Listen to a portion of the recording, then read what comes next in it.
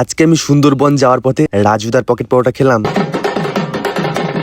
তো সোয়া 4টের সময় আমি চলে আসি কৃষ্ণনগর স্টেশনে। তোমরা তো জানোই এখন সুন্দরবনে ইলিশ উৎসব হচ্ছে, তার জন্য আমরা আজকে সেখানেই যাচ্ছি। যাই হোক, কিছুক্ষণ বাদে আমাদের ট্রেনটা ছেড়ে দেয়, আর আমার সাথে যাচ্ছিল দাদা আর দাদার বন্ধুরা। অনেক ভোরে উঠেছে বলে একটু ঘুম ঘুম পাচ্ছিল, আস্তে আস্তে সকালও হয়ে গেল। আমার ঘুম পাচ্ছিল বলে আমি একটু গান শুনছিলাম, আর আমরা ভোরের ট্রেনটা ধরেছিলাম বলে ট্রেনে অতটাও ভিড় ছিল না। এরপর দমদম জংশন ছাড়িয়ে আমরা শিয়ালদায় পৌঁছে গেছিলাম। এরপর ট্রেন থেকে নামতেই একটু খিদে খিদে পাচ্ছিল। তোমরা তো জানোই স্টেশনের মধ্যে তেমন কোনো খাবারের দোকান নেই, আর যেগুলো আছে সেগুলো আমাদের পোষাবে না। তাই আমরা ডিসাইড করলাম আমাদের ক্যানিং লোকাল ট্রেনটা ছাড়তে কিছু টাইম এখনো আছে, তাই আমরা হাঁটতে হাঁটতে রাজুদার পকেট পরোটা খেতে চলে এসেছিলাম। আমরা এখান থেকে 2টো পরোটা আর 2টো ডিম নিয়েছিলাম, কিন্তু রাজুদা আমাকে আরেকটা ডিম ফ্রিতে দিয়েছিল। আর পরোটার টেস্টটা যদি বলো, আমার তো মোটামুটি লেগেছিল। এর থেকে তো আমাদের পাড়া সুশান্ত কাকার দোকানের পরোটা অনেক বেস্ট। যাই হোক, কোন রকম এই পকেট পরোটা শেষ করে আমাদের ক্যানিং লোকাল ট্রেনটা ধরতে হবে, তাই তাড়াহুড়ো করে ট্রেনে উঠে পড়েছিলাম। বাট এই লোকাল ট্রেনে তো ভিড়টা একটু বেশি ছিল। এরপর ফাইনালি আমরা ক্যানিং এ চলে এলাম, আর আমরা ট্রাভেল ডেস্টিনেশন সুন্দরবন বুকিং করেছিলাম। এরপর ওনারা দেখি এখানে বোর্ড নিয়ে দাঁড়িয়ে আছে, আর কিছুক্ষণ পরে